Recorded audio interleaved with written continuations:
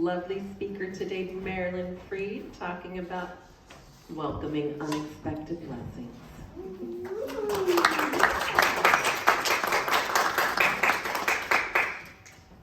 Good morning. Good morning. Sounds like I'm on. Yeah, you are. Okay. No, I don't. I won't. I thought I was turning it on, but I guess our sound person is turning it on. So, the theme for this month is acceptance. And, you know, it's really funny when I thought a lot this week about acceptance. And, you know, as I prepare, I think about the topic for the whole week coming ahead. And all kinds of little things kept popping up that I needed to use some acceptance for. And doing that when you're just still in the middle of moving, and I have this process that I go through when I'm talking, and it involves me using my computer and my printer a lot. Well, my computer was hooked up to the new Wi-Fi, but I didn't know how to get the printer hooked up. And so about Wednesday, I decided, you know, I'm just going to have to accept that I'm not going to be able to do it the way I normally do it. And with that, I relaxed, and then my mind opened to different ways that I could work. And I thought, well, I guess this is a time for me to learn to do this. I mean, there was a library close by whose printer I could use.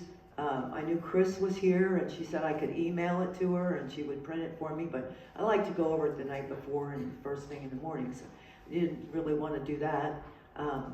But you know, it was amazing that I wasn't really nervous about it, not really upset about it. So I have a lot to share about a few things that I found in looking. So first of all, when we look at acceptance, it's acknowledging reality, recognizing and fully understanding a situation as it exists. And a lot of times we don't want to do that. If it's something that we don't like, or we don't want, or we think somebody should be doing something different, which sort of comes down to judgment, we don't like that. We don't want to do that. So that's one of the places where acceptance comes in. It's also a state of being where one stops fighting against reality to find a sense of peace and freedom. And that's a blessing to me. To be living in a sense of peace and freedom is a wonderful blessing, even if it's just for a moment in each day. It gives us the feeling of what it is we're striving for. Challenges come with acceptance. It's the process of acknowledging and moving through challenges without resisting them. But acceptance is also, we're talking about, often when we think of it, we think about the things we don't want. But in our world, in our human world, things are always changing, the good and the bad. So, or what we call good or bad, I think at a higher level, it's all good. There's nothing good and bad. At the higher level, which we can't necessarily see from our perspective, and that's one of the things that we work on learning here, is getting a different perspective. So the thing that comes from my mind very quickly is the serenity prayer. And I've used that a lot over the years. There have been two guiding stars in my life over the years. One is love one another, and the other one is the serenity prayer. So if we look at the serenity prayer a little bit closer, it is the serenity to accept the things I cannot change. And that's sometimes a little bit of a difficulty figuring out what those things are. And then once we know what it is that I'm accepting, then I have to have the courage to change what I can, and that most often comes back to being ourselves. In the real world, you know, we want to change everything out there so we're okay. Well, we can be okay without changing everything out there because we can't do that anyway. And the wisdom to know the difference. And here, this wisdom to know the difference when we're in a sense of turmoil, to me, it comes from God. Prayer is the way I do that. And in a way, even looking at that from this perspective, it's about the way that we pray in unity, because we don't start out as a beggar. We start out as an affirmation. The courage, the serenity is to accept the things I cannot change. So I'm accepting. I'm saying, God, grant me the serenity. And when I'm saying that, I'm making a strong affirmation. I'm saying, I often change it to God grants me, not God grant me like I'm asking for something. God's already granted that to me. I'm just maybe not using it. The courage, well, I get my courage and my strength from Spirit, from God, from all that is. And the wisdom comes from there too. Now, when all of those things come together, then we say thank you.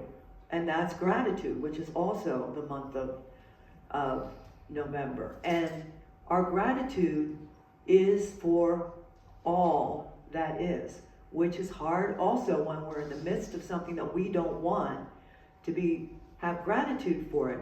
But if we know that in divine order, the bigger picture is that it's all going to work out in the end. And then we say, Amen, or so it is, and that means it is done. And that's what we're saying as we're going through this. So, if we think of, that's an easy thing that most of us are familiar with, the Serenity Prayer. And I've done it sometimes that I was stomping my feet as I was doing it. But, when you start to practice this, then it just starts to open up, and we start to get that knowing in our hearts, not just our heads. We're not just using our heads for that prayer that most of us know and have said it many times, and it just gets to be rote after a while. So it does get deeper into ourselves. So when we practice acceptance, we do welcome unexpected blessings. We never know what's going to happen when we practice acceptance of what's going on. And, I have stories in my life. If you think about it, you might too. Acceptance is possible no matter how dire the circumstances or seemingly how hopeless the situation is. Acceptance is always possible, and it is understanding that our view might be very limited, and it means trusting in and I think Cheryl used this last week, the universal field of infinite possibilities, and I like that. It's that whole field. And I do have somewhat of a science background, and that opens up to not just religion, but science. And I learned many years ago that long time ago, science and religion were connected, and somehow or other they split apart, and now they're moving back together. So even though we use our mind's creative power to direct our life, there are always some things we can't change. Acceptance doesn't mean we like what's happening. Just like forgiving someone doesn't necessarily mean we like what they did, but instead it means we are committed to rising above it. And it's a choice, and it's a commitment that we make so that we have the strength and courage with connecting with God to be able to do what it is we need to do. And as we do this, we're trusting and accepting the presence of God in every circumstance, even those that we would like to change. So seeing that God is in that circumstance, and I'm going to share now with my granddaughter, and I've shared about her a lot, but I was living at the house with she and her mother when COVID struck. And it was her senior year. And she was really grumpy about the fact that she couldn't go to school her senior year. She was like, Grandma, my whole life I heard that, senior year is going to be great and it's so much fun and there's so much to look forward to. And she couldn't even go to school, And so she was not happy. She was not happy about being on the computer and taking her classes. She didn't want to do that. But I was there in the house during the day too. So we were both there. And, I gave her some time. I gave her, quote, 15 minutes to complain. And I grew up using the word brutes. And then I sort of started getting tired of it. And I said, and she has a Unity background. When she was a teenager, she wasn't coming here anymore, but she has a Unity background. So I said, well, you have a choice. You have a choice. You can't do anything about COVID. We can't change it. I can't change it for you. It's not like you were a little kid and you fell and hurt your knee and I could kiss it, make it back. You're going to have to just decide what you want to do about this. Now you can make the best of it, or you can just be miserable. It's up to you. Not my problem. So about a week or two later, she came to me and she said, you know what? I changed my mind. She said, I'm just going to make the best of this. And then she started telling me about the fact that now she could make her lunch whenever she wanted to. She could be on the computer and have the sound turned off so the teacher didn't know what she was doing in the background or what music she was playing. That was a blessing to her, And she started having fun. And the next thing you know, we were dancing around in the kitchen, singing songs, and she learned how to use her computer, and she learned how to make appointments with her teachers in her senior year when she was struggling with something, and how to work things out with her teachers in a very mature way, I thought. I don't know if I ever would have done that. And she ended up, I don't think she had a senior prom, but I think they had some kind of a dance or something that they went to. And she ended up having a great year, having a fun year. Her first year in college, she went to Tampa. And she was a little confused about it, but she went to Tampa, and she was studying on environmental science, actually. And so she went to Tampa because that was supposed to be a good school for marine biology originally.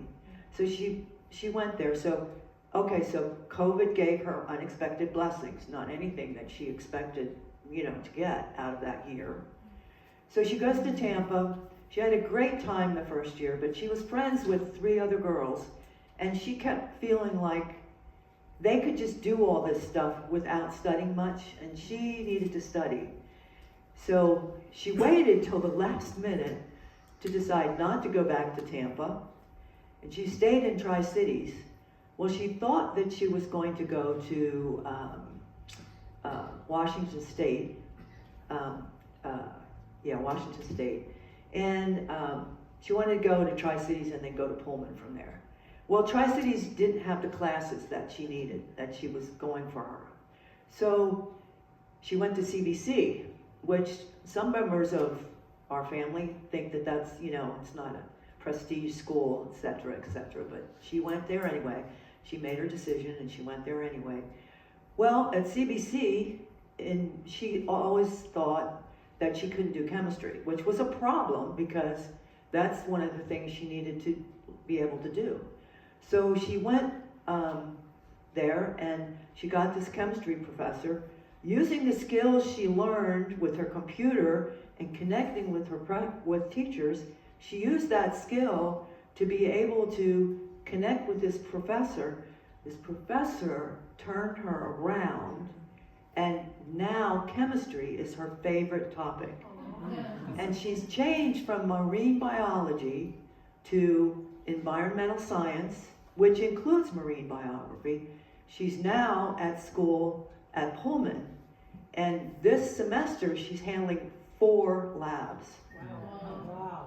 So, unexpected blessings from what looked like terrible opened up a whole future for her. That's just one story.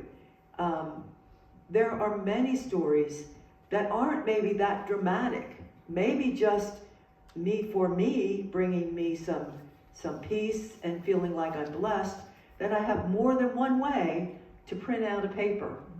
And I will, in time, get things connected and just allow some patience there. So, living as a spiritual being we are helps us accept the world as it is without being weighed down by it. And with an open and willing heart, we accept these things we cannot change. We stop judging the negativity when we judge somebody else or something else that's happening. Even, I don't know why this just popped in my mind, but Roll and I were at down south in February, and there's this chicken place, it just opened here in Chick-fil-A. And there were just Chick-fil-A, and there were just these lines everywhere, and we decided that we were gonna try it, and I hated it. I think it was okay for him, but I hated it. So, but you know, Raising Cane's was a lot better. yeah, Raising Cane's I like it a lot better. But anyway, I don't know why that just popped in my mind. But you know, things like that we make judgments on and can make us miserable for no time at all. It's like there's lots of other chicken places. It doesn't matter that I don't care for. I'm getting agreement from them. Oh, okay. The House of Bland? Okay. So, today when we practice acceptance, we no longer resist what we're called to do. We no longer shrink from what life is showing us. We may not, you know, sometimes when there's something that we feel we have to do, make a move, move into a new relationship that can be scary, we get the courage to do this. So everybody laughed at. Did he? Did he blush? Okay, I missed that. I was looking out there. So today when we practice this, we no longer resist it. And it's easier when we remember we can draw upon the strength and power of God. And we can see through, God can see through every challenge. One of my favorite Bible verses is from Proverbs 3:5-6, and it's trust in the Lord with all your heart, and do not rely on your own insight. In all your ways acknowledge him, and he will make straight your paths. That's one of the first, I keep messing this up. That's one of the first Bible verses I heard at Unity Village. And I had never really listened to that before. As I've shared already in here, I'm not a Bible person that reads the Bible word, you know, from cover to cover, but I do have a lot of favorite things. So, as we conclude, you know, opening up, accepting things, good and bad in our lives, and we do know that at any time we can say, this is not how our story is going to end. So if we're going through something that is a challenge, whether individually or collectively, at any moment we can set that aside and say, this is not how this story is going to end. With God's help, with God's love, as I practice this acceptance just in little things that aren't maybe what I would see happen, as we practice it, we begin to open our hearts more and more. And as we open our hearts more and more, we're able to see blessings in our lives. I'll end it with, I affirm my life is indeed in order, regardless of outer appearances. I feel grounded as I lean into the truth of God. I can better navigate uncertainty and incompleteness when I remember the things of the world come and go, and the highest and best outcomes are unfolding. When we put our lives in God and accept things, know what to accept, what we can change, what we can't, we still take action in the world, and we are blessed. Thank you.